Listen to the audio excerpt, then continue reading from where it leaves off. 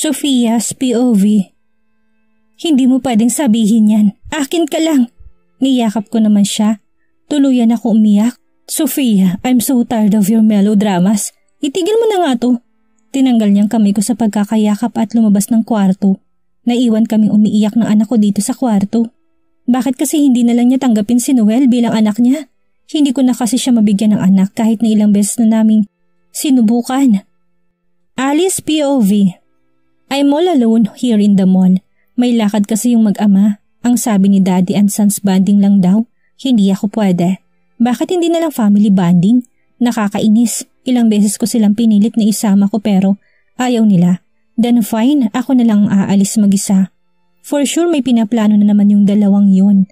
By the way, this mall reminds me so much of Isaac. Naalala ko noon, dito ako nag-grocery kapag ipagluluto si Isaac kapag uwi niya. Hay, bakit ko pa ba ito iniisip? Napakadali ng lahat na nangyari. Masyadong maraming nasira ang relasyon namin ni Isaac, ang pagkakaibigan namin ni Emily at ni Colton sa isang iglap na wala silang lahat. Anim yung mga bula. Hindi ko rin naman inaasahang mangyayari ang lahat ng yun. Pero may magagawa pa ba ako? Nangyari na ang nangyari. I guess, lecture lang siguro yon para sa akin at ayoko nang balikan pa. Nabubuhay na ako na mapayapa ngayon kasamang pamilya ko. Habang naglalakad ako nabangga ko si Isaac. I just don't know why we kept on seeing each other here. Oh sorry. Alice? Sorry din, I said coldly. Kamusta na? Hindi tayo nakapag-usap nung huli tayo nagkita eh. It's so strange na parang masaya siyang makita ako.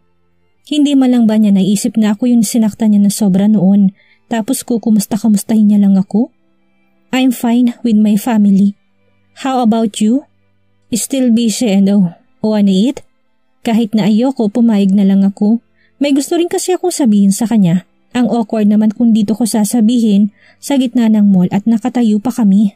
For closure lang, dinala niya ako sa favorite kong restaurant. Oh, how I miss my favorite latkes here but not the memories. Lalo na nung makilala ko si Colton. Sit. Kinuha niya yung upuan at pinaupo ako. Mukhang interesado siya sa magiging pag-uusapan namin. Hindi ko masasabing nagbago na siya, ganyan lang naman siya sa una. Siya pa rin yung Isaac na niloko ako. He started the conversation while we're eating. Feeling ko kasi strangers na ulit kami sa isa't isa. So anak mo yung nakabangga sa akin last ha? Yes, he's my son to Jovan. Sumagot na ako kaagad dahil ayaw kong buksan ang topic na yan. Baka hindi ko mapigilan ang sarili ko tuluyang madulas sa mga sasabihin ko. What if nagkaanak nga tayo no? That would be so great kung nangyari man. How I wish na may anak na ako ngayon. Nasyak ako sa dulo ng sinabi niya. Eh di ba anak niya yung kay Sophia? What happened? Last question. Ayoko talagang pag-usapan tungkol dito. Nagsisimula na akong pagpawisan. Sophia had miscarriage when she's 4 months pregnant. Too bad hindi nakakapit ng maayos ang bata. Pero nag-ampun naman kami. And that's their story. Walang anak sina Sophia at si Isaac. Nabalot ulit kami ng katahimikan. Hindi ko naman kasi alam kung paano ko sasabihin ang dapat kong sabihin.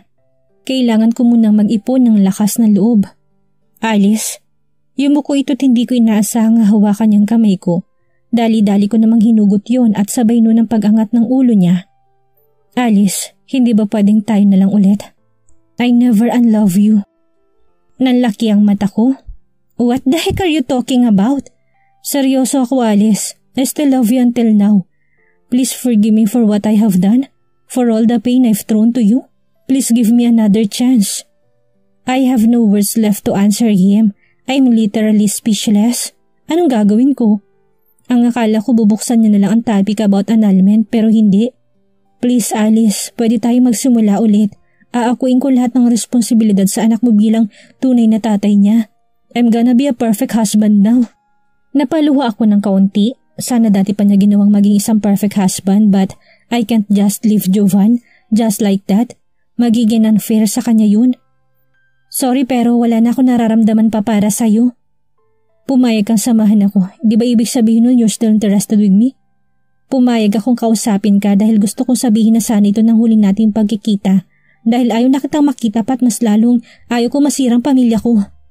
Pero ako ang asawa mo. Akong pamilya mo. Please Alice, I'm begging, come back to me. I can't live without you. Nagsimula na rin siyang lumuha. Masyado nang late ang ganitong eksena para sa amin. Matigas ng puso ko para tanggapin pa siyang muli at sapat na dahilan na rin si Jovan para hindi siya balikan. So akala mo ganun lang kadali yun? Hindi ba't pinili mo na yung kerida mo? Huwag mo namang gawin sa asawa mo ngayon ang ginawa mo sa akin noon at mas lalong ayoko rin masirang relasyon namin ng asawa ko. Alice, patawarin mo na ako at kung inaakala mo si Sofia ang pinili ko, nagkakamali ka. Kahit kailan hindi ko siya minahal, kahit subukan ko ikaw pa rin ang mahal ko. Nagulat ako nung lumuhod dito at kinuha ang kamay ko. Hawak-hawak niya yung wedding ring namin. Sinuot niya ito sa daliri ko. Papakasalan kita ulit, please. Mahal pa rin kita, Alice. Sorry. Kinuha ko ang bag ko at tumayo. Tinapon ko rin sa mukha niya ang singsing. May mga taong nakatingin sa amin pero wala akong pakialam. Minsan na niya akong niloko. Mahirap na magtiwala ngayon. Pagkarating ko sa bahay, nakapatay ang lahat ng ilaw. Wala pa rin ba sila Sian? Sana ba nagpunta yun? Day off din kasi ngayon ng maids. Binuksan ko ang ilaw at biglang may pumutok. Confetti lang pala. Surprise, Mommy! Happy Mother's Day! Sinalubong ako ni Sian at niyakap. At ngayon alam ko na kung bakit ayaw nila akong isama sa lakad nila. Sa totoo lang, hindi na ako nasurprise sa surprises ni Jovan at nitong si Sian. Lagi na lang kasi akong sinusurprise nito eh. Oh, thank you! Niyakap ko si Sian pagkatapos nang ibigay yung bulaklak. Happy Mother's Day, love. I love you. Sunod na lumapit si Jovan at tinalikan ako. Thank you. O tara na, lalamig na yung pagkain.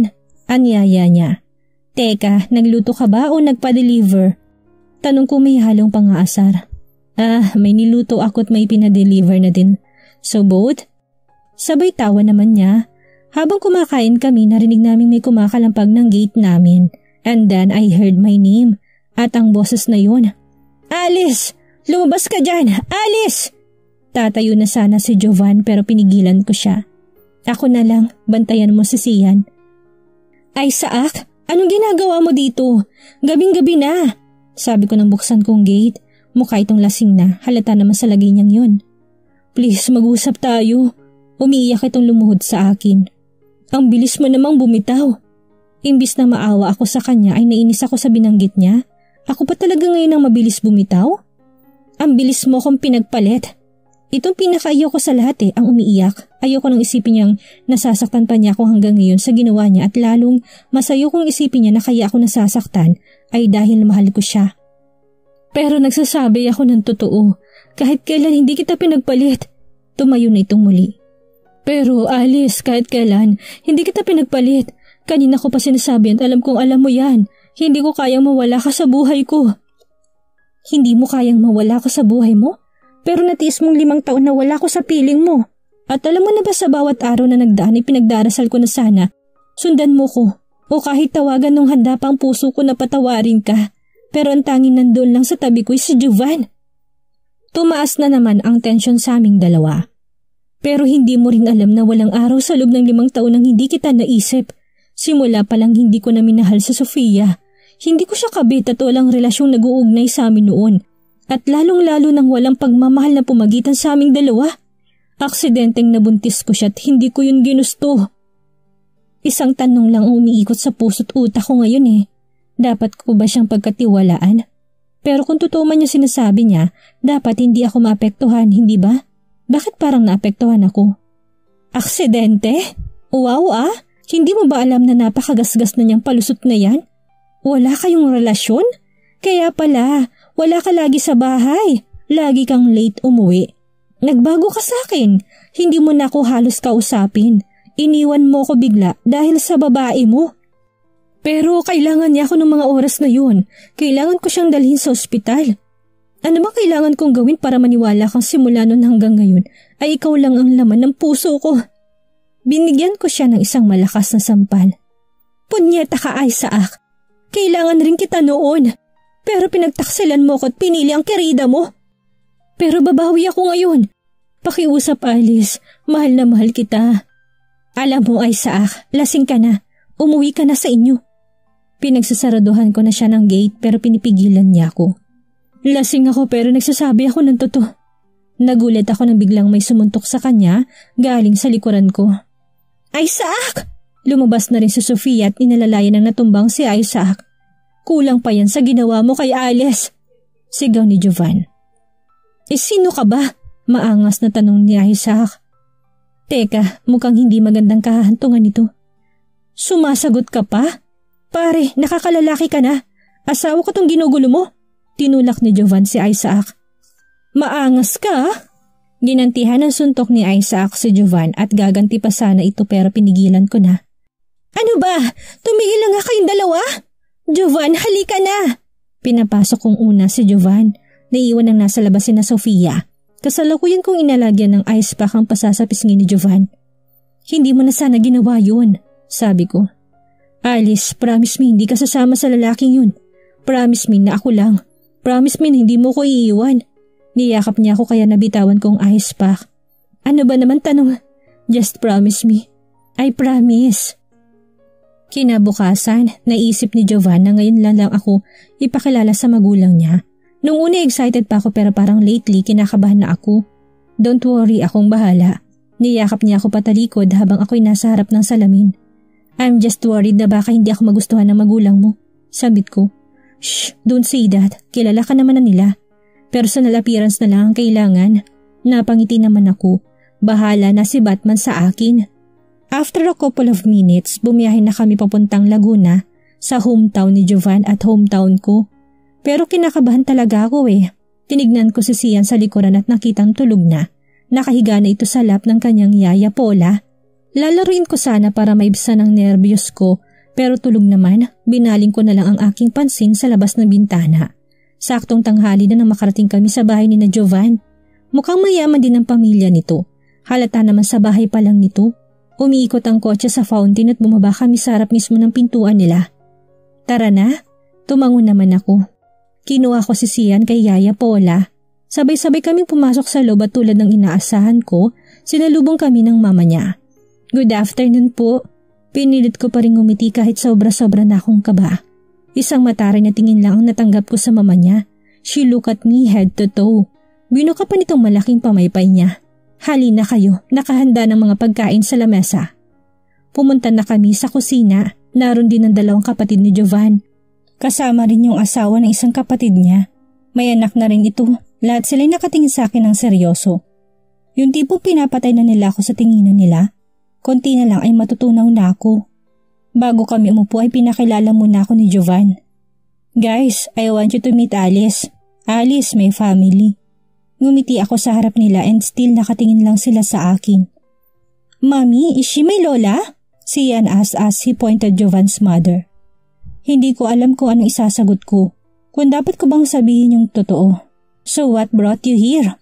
Thank God, nagsalita ang mama niya. Para ipakilala sa inyo si Alice, sagot ni Jovan. Bakit mo pa ipapakilala? Ikilala naman namin siya. Sino ba namang hindi makakilala sa dating asawa ng presidente ng isa sa pinakasikat na kumpanya dito sa Pilipinas? At pagkatapos kuhain ng pera lumipad sa Amerika. At pagkatapos ikaw naman ngayon kuya? Parang 1 milyong kutsilong tumusok sa akin sa sinabi ng kapatid niya. Rafi, awat ni Jovan. Teka, anong ibig sabihin nila na kinuha kong pera? Nino ni Isaac? Ilang linggo nang lumipas simula nang pumunta kami sa bahay ni na Jovan. Pero sariwa pa rin ang sakit na pinagbintangan ako ng pamilya ni Jovan na kinuha ko lang ang pera ni Isaac. Napagalaman kong naglabas ng balita ang pamilya ni Isaac na ninakaw ko lang ang pera niya. Lahat talaga gagawin nila para lang hindi mabahira ng dumi ang pangalan nila. At syempre idea ni Sofia. Mga walang hiya, kaya pala ganun na lang ang tingin sa akin ng pamilya ni Jovan. Matagal na palang alam ni Jovan ang tungkol dito pero pinili na lang daw niyang huwag sabihin sa akin dahil ayaw na daw niya akong mag-alala pa. Gusto ko ipagtanggol ang sarili ko pero parang mukhang wala nang maniniwala sa akin. Kaya para sa katahimikan ng lahat, tatahimik na lang ako. Pero subukan nila akong kalabanin ngayon. Hindi na ako maalis na kilala nilang mahina. Kaninang umaga pa ako nakaka-receive ng missed call sa isang unknown number at lagi ko naman itong hindi nasasagot. Hindi ko naman kasi alam kung sino ba ito. Wish ko lang hindi ito si Aisa ako sa Sofia. Natahimik ng buhay ko nitong mga nakaraang linggo sa kanila. Kaya ang ginawa ko, umupo ako sa lamesa at tinabangan ng tawag. Sandali lang, may phone beep. Kaagad ko yung kinuha. Pero text message lang ito. Galing rin ito sa unknown number. Starbucks Trinoma, 9 AM. Sofia, kakasabi ko lang na sana hindi siya pero siya. Ano ba talagang problema? Bakit hindi nila ako pinapatahimik? Umagang-umaga naiinis ako ng ganito. Pero para sa katahimikan ng lahat, haharapin ko si Sofia. Nakaayos na ako pagbabakot, kinabahan ako nang makita ko si Jovan. Hindi naman kasi niya ako papayagan lalo na kapag nalaman niyang kay Sofia pa ako makikipagkita. Aalis ka? Nagtatakang tanong nito. May pupuntahan lang ako. Nagkunwari pa akong hindi natitense. Saan? Tanong nito ulit. Sa mall lang, may bibilhin lang ako saglit. Pagpapalusot ko, sana lang maniwala siya. Buisit na Sofia naman kasi yan, but I promise to myself, this is our last conversation. May bibilhin din ako, hintayin mo na lang kami ni Sian para sabay-sabay na tayo. Ano pa bang sasabihin ko? Ayaw niya talaga akong palisin mag-isa. Okay, aamin na ako, makikipagkita ako kay Sofia. I don't know kung anong kailangan niya. Gusto ko na rin matahimik. Paano kung may gawin siyang masama sa'yo, yung babaeng yun? Jovan, sa mall kami magkikita, hindi sa bodega. O kung ano pa man, kaya please, hayaan mo na ako. Sana naman maintindihan niya ako. Matapos ang mahabang pagtatalo namin ni Jovan ay napapayag ko rin siyang payagan akong umalis mag-isa. Mula sa labas, kitang-kita ko mukha ni Sofia. Mukha pa lang niya nainis na ako. Huminga ako ng malalim at pinasok ang coffee shop. Umupo ako sa harap niya. Hindi ba nakakatawa? Magkasama yung dating asawa ni Isaac at yung kabit niya? And I rolled my eyes. Correction, magkasama ang dating asawa ni Isaac at ang bagong asawa ni Isaac. Okay, so hindi na ako magpapaligoy-ligoy pa. I want you to sign this. Nilabas na isang envelope na naglalaman ng petition for annulment. Sinasabi ko na nga ba, itong balak ng babaeng to. Sign. Ngumiti ito ng plastic habang inaabot sa akin ng isang ballpen. Wow, at talagang ikaw pang nag-asikaso nitong annulment papers na to ha? Ay wait, baka may correction ulit. Talagang napilit mo si Isaac para asikasuhin to? Gusto ko siyang maasar at magalit. Pirmahan mo na lang, hindi marami ka pang sinasabi dyan. Natawa ako. I can sense na naasar na nga siya pero umiling ako. Ayoko eh. Di kung pinirmahan ko to, nanalo ka. What if? Ayaw ko makasal kay ni Isaac? Tuluyan na itong sumimangot. Ayaw mo bang makasal din kayo nung nilalandi mo ngayon? Pirmahan mo na lang kasi to para matapos na. Nahiya naman ako, talagang sa kanya pa nanggaling ang salitang nilalandi. Gusto ko, pero ayoko makasal kayo ni Isaac. Ayoko sumaya ka. Siya nga pala, hindi ba nabanggit ng asawa mo na nagkandara pa siyang bumalik sa akin? Nandun ka nga pala nung nagmamakaawa si Isaac sa akin. Sa akin ang huling halakhak? Once sa kabit, always sa kabit. Hindi siya nakapagsalita. Tila ba na-shock siya sinabi ko? Hindi totoo yan. Oh come on, malanding kabit. Oh sorry, I mean Sofia. Just accept the fact. Ang fact ay yung akong pinili niya. Baka ikaw na ngangailangan tanggapin ang fact na ako ang mahal ni Isaac ngayon at hindi na ikaw. Isaksak pa niya sa dede niya pinang-akit niya kay Isaac. Wala na akong pakialam sa kanila. Kawawa ka naman, binabaligtad mo pa. By the way, you little stupid ass whore. Gusto ko nga palang mag-thank you for writing my name here in the Philippines. Magaling ka rin palang gumawa ng kwento, no? Pinagkalat mo pa na kinuha ko lang ang pera ni Isaac. Baka naman kaya mo lang siya nilandi para lang sa pera niya? Pinapasa mo talaga sa akin lahat? Okay, ganito na lang. Kapag may gustong pumatay sa akin, ire-refer kita para naman masuklian ko yung mga pagpapasa sa akin ng kasalanan mo. Tila dragon na nagliliyab sa usok ang ilong ni Sofia dahil sa inis. Ang tagal ko ring hinintay ang pangalawa naming pagkikita. Hindi mo pala alam? Nagustuhan mo ba yung binalita ko? Ang galing ko no? Ang daming naniwala. Akala naman niya apektado ako sa ginawa nila. Hindi naman ako artista o kung ano paman at wala akong pakialam sa sasabihin ng iba. Hindi mo rin ba alam yung quotation na first love never dies? So dahil ikaw ang pangalawa at akong una, dapat ka mamatay. Ay Green, pirmahan mo na. Tumayo ito tinampas sa lamesa. Sige lang, nakakahiya siya. Inaya niya ako sa isang sosyaling coffee shop pero pang-squatter pa rin ang ugali niya. Nakatingin na sa kanyang lahat ng tao. Ayoko. Tumawa akong muli at umalis na. Habang pupunta ako sa kotse, bigla na lang may sumabunot sa akin. Pwes kung gusto niya ng kalbuhan, pupugutan ko siya ng ulo. Humarap ako sa kanya at sinampal ng pagkalakas-lakas at tinadyakan kaya napalayo siya sa akin. Sumugod ulit dito sa akin para sampalin ako pero nasangga ko ng kamay ko yon at biglang hablot ng buhok niya. Pinaulanan ko rin siya ng sampal. Ito para sa paglalandi ng asawa ko, para sa pag-agaw ng asawa ko, para sa kinalat mong balita tungkol sa akin at para sa kalandian mo. Napahiga siya at dinaganan ko siya pero may guard na lumapit sa amin at tinawat kami. Mukha na kaming bruha sa mga itsura namin ngayon. Hayop ka, Alice! Papatayin kita! Oh, talaga ba, girl? Well, tama ka. Hayop talaga ako na nakahandang lumapa sa'yo. Kaya careful, dear. Hinawakan pa ako ng guard dahilan para magpumiglas ako at pumasok na sa kotse. Hindi pa tayo tapos, Alice! Dinig ko pang sigaw ng kabit pero hindi ko na yun pinansin at pinaharurot ko ng sasakyan. Pumasok ako sa principal's office. Hindi ko kasi alam kung bakit ako pinatawag agad sa school ni Sian. Wala rin akong idea kung anong tungkol kay Sian ang sasabihin sa akin. Kakasimula pa lang naman ang klase kanina. Mrs. Alice, ito pong anak niyo, nanapak ng kapwa niya estudyante. Nagulat ako sa sinabi ng principal. Hindi po magagawa ng anak ko yan. Depensa ko tinignan si Sian na kaharap ko. Tanungin niyo na lang po yung anak niyo. Humarap ako kay Sian at tinawakan siya sa magkabilang balikat. Bakit mo ginawa yun? Hindi ba sabi ni Mami behave ka lang? First day of classes pa naman din. I told you not to hurt people, hindi ba? Yes, but you also told me to fight for myself. Isa pa po, sila naman po yung nauna. Sinabi po kasi nila hindi raw po ako totoong anak ni Daddy Jovan. But isa lie naman, hindi po ba, ma'am? Napasinghal na lang ako at pinalikan tingin sa principal. Ayoko na pong maulit ang ganitong pangyayari. Sabihan niyo pong anak niyo, Mrs. Palalagpasin ko po muna ngayon. Salamat po, ma'am. Don't worry. Pagsasabihan ko po itong si Sian. Pagkatapos noon ay pinauwi na lang din si Sian at sinabing mas mabuti kung bukas na lang siya pumasok para lumamig din ang ulo niya. Paglabas namin ng principal's office, lumuhod ako sa harapan niya para maabot siya. Why did you do that? Alam mo namang masama yun. Alam kong inulit ko lang yung tanong ko kanina. Gusto ko lang marinig ang dahilan niya. Sabi ko nga po kanina, inaasar po nila kung hindi daw po ko si Daddy yung tunay kong papa, sabi ng mga mami nila pero hindi naman yung totoo, di ba? Biglang nag-init ang dugo ko at the same time, naawa sa anak ko. Bakit kasi may mga taong pakialamera? Mga walang kwentang nanay, tinuturuan ng anak nila maging tulad nila. Gustong gusto kong gawin sa kanilang ginawa ko kay Sofia, pero isang tanong lang ang nasa isip ko ngayon. Paano nila nalaman? Mga tsismosa nga naman. Hindi totoo yun. Alam mo namang si Daddy Jovan ang daddy mo, hindi ba? Saka huwag kang maniwala sa kanila. Mga wala lang magawa sa buhay nila yung mga yun. Huwag ka nang malungkot, ha? Saka huwag mo na lang din itong ikikwento sa daddy mo. Tumango lang ito. Ayoko na lang ding malaman ni Jovan. Mahirap na. Baka madulas pa siya. Ang hirap maglihim. Naiisip ko tuloy kung ganito rin ba sa akin si Isaac noon. Pero bakit ganun? Ako natatakot sa kanya ngayon. Umuwi na kami ni Sian.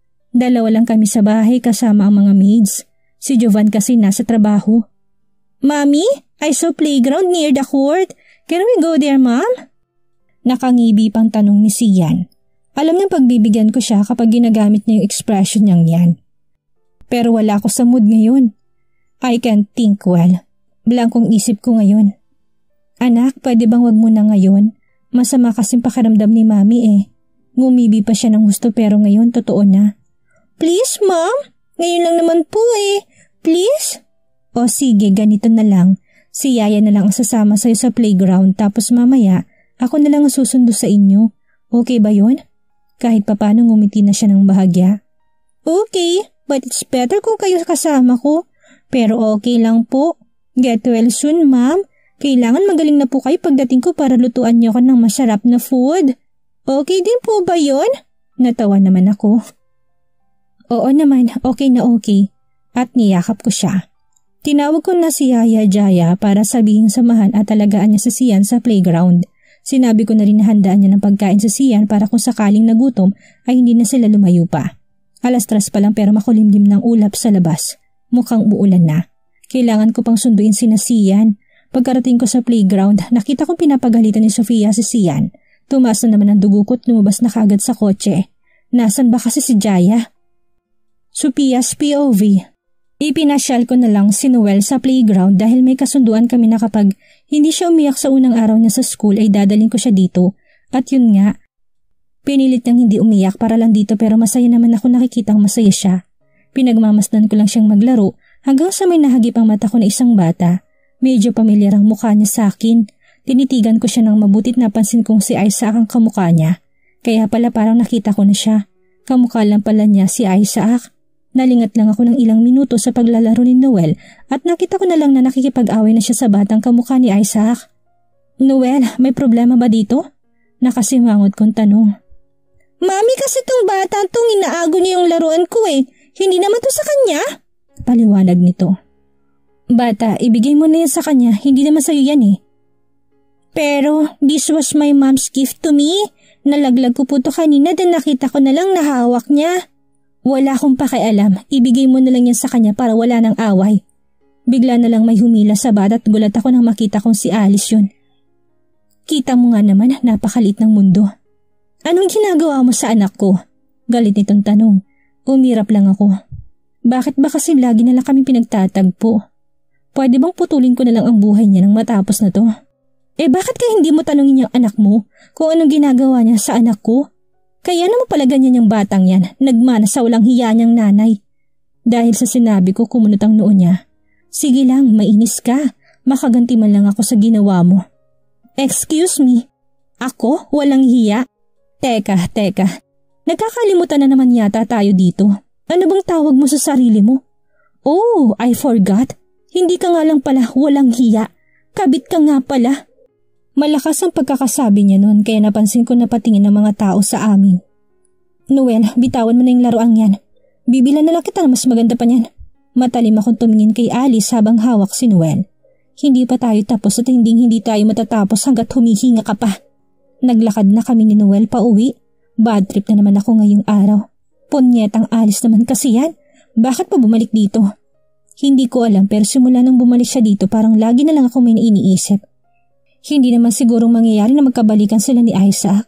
May asawa na siya. Pero hindi pa rin talaga mawala sa isip kong posibilidad na mangyayari ang kinatatakot ko't kung mangyayari man. Hindi ako makakapayag na mawala pa sa akin na nakuha ko na. Lalaban ako. Habang naglalakad kami pa uwi, isang tanong ni Noel ang nagpahinto sa akin. Ma'am, ano yung kabit na sinabi ng babae? Kabit po ba kayo? Ano yun? Anak, pwede bang wag nating pag-usapan yan? Alam mo kasi yung nanay nung kaaway mo, baliw yun, kaya kahit anong sabihin nun o marinig na galing sa kanila, wag mong pakinggan. Kapag nakita kong kausap mo yun, magagalit talaga ako sa'yo. Hindi naman na siguro mahalagang malaman pa niya ang pinagdaanan ko dati. Nakarating na kami sa bahay. Nakarinig ako ng iyak mula sa bahay nila Alice. Pinapasok ko si Noel sa loob at pumunta sa gilid. Napahawak ako sa aking bibig nang marinig ang mga salitang binitawan ni Alice. Siyan anak, ang totoo mong tatay ay... Ano kayang maririnig ni Sofia tungkol sa ama ni Sian? Ano ang gagawin niya kapag nalaman niyang anak ni Isaac si Sian? Iyan ang ating aalamin sa susunod nating kabanata.